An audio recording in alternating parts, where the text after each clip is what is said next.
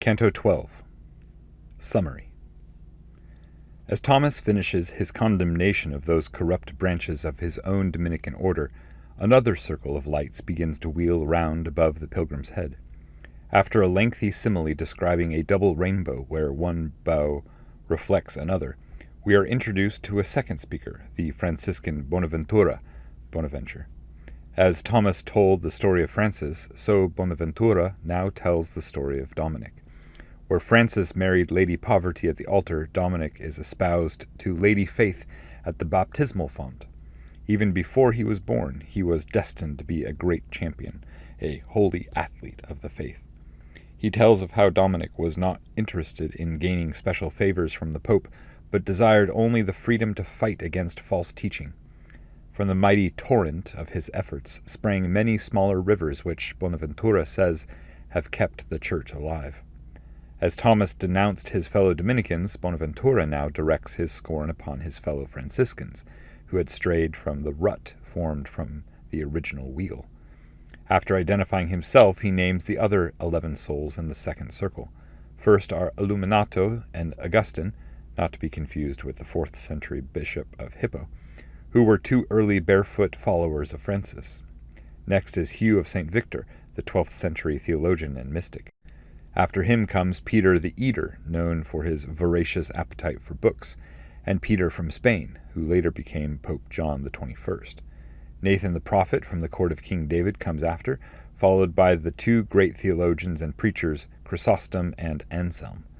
Next is Donatus, a 4th century theologian who wrote an important work on grammar, the first art. Rabanus, a 9th century bishop, and the abbot Joachim round out the circle.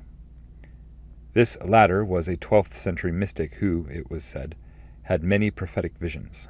With this, the canto ends. Canto 12. Sun. As soon as that blessed flame had taken up the final word to his declaration, the holy millstones began to revolve, and one had not yet fully turned round before the other circle closed it in, matching motion to motion, song to song.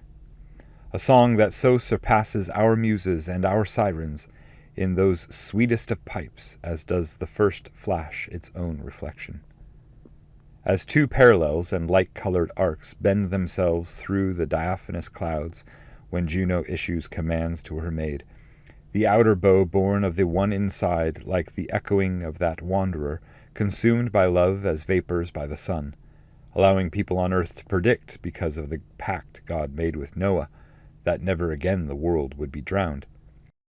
So too of those sempiternal roses 2 garlands wreathed themselves round about us, and the outer answered the one inside. Following the dance and grand festival of both the singing and the blazing forth, light with light, ecstatic and delicate, all at once with one will they stilled themselves, like eyes which, at the pleasure that moves them, must together be closed and open wide.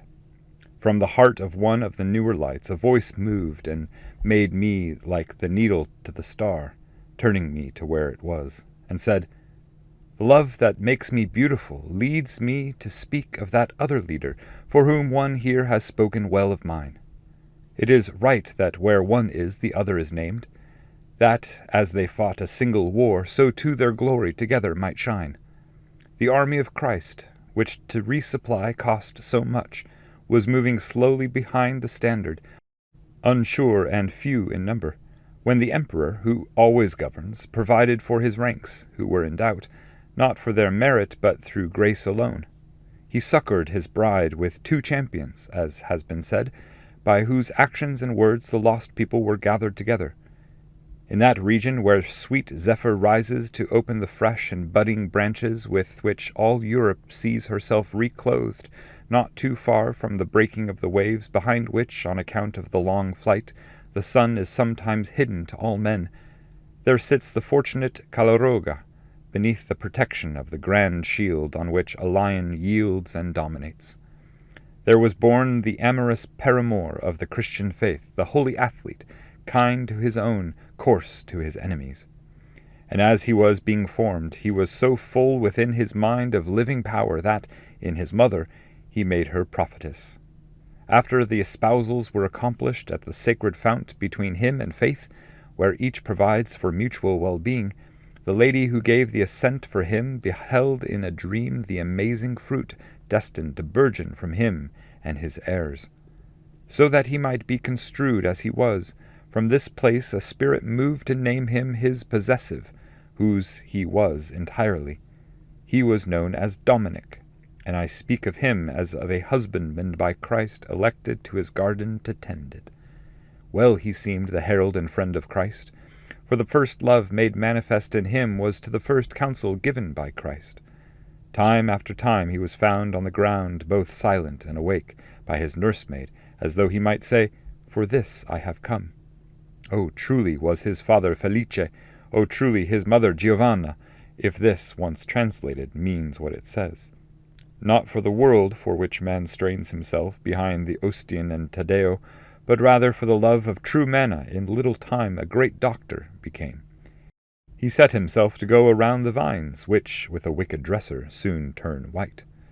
And from the seat that used to be more kind to all the righteous poor, not in itself degraded, but in him who sits thereon, not for dispensing 2 or 3 for 6, not for the chance of the first vacancy, not for tithes, quae sunt pauperum Dei, did he ask, but for liberty to fight against the erring world, and for that seed from which wheel round you 24 plants. And after, both with doctrine and with will, together with his apostolic roll, he moved, like torrents pressed from their high springs.